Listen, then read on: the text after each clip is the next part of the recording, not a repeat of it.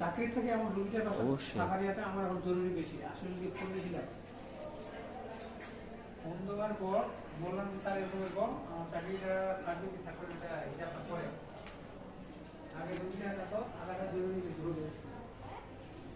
ঠিক আছে ভাই, সকল দর্শকরা দেখেন দিনাজপুর মেডিকেল কলেজ, একটা মেডিকেল কলেজের কি কন্ডিশন। ওয়াশরুম এখানে সবটাই করিডোর, ওখানে নিউরো সায়েন্সের একটা ইউনিট যারা ব্রেন স্ট্রোক করে তাদের। আর এখানে এই করিডোরে দেখেন নিউরো সায়েন্স যাইতে কিভাবে কাদা, আর ওয়াশরুমটা ফলো করেন দেখেন কিভাবে নোংরা পানিতে আবদ্ধ। এখন দেখেন লোকজন কিভাবে পায়খানা করে আছে এবং কত নোংরা পজিশন এই ওয়াশরুমগুলা, কিভাবে ময়লা পানিতে আবদ্ধ। একটা মেডিকেল কলেজের কন্ডিশন এরকম হয়। আমরা কোন জগতে বাস করতেছি? একটা মেডিকেল কলেজ যদি এরকম হয়, হ্যাঁ, তাহলে রোগী আসে এখানে সুস্থ হওয়ার জন্য। দেখেন লোকজন কিভাবে দাঁড়িয়ে আছে, ওয়াশরুমে যেতে পারতেছে না, এভাবে নোংরা পজিশন, এভাবে কাদা ভর্তি একটা পরিস্থিতি।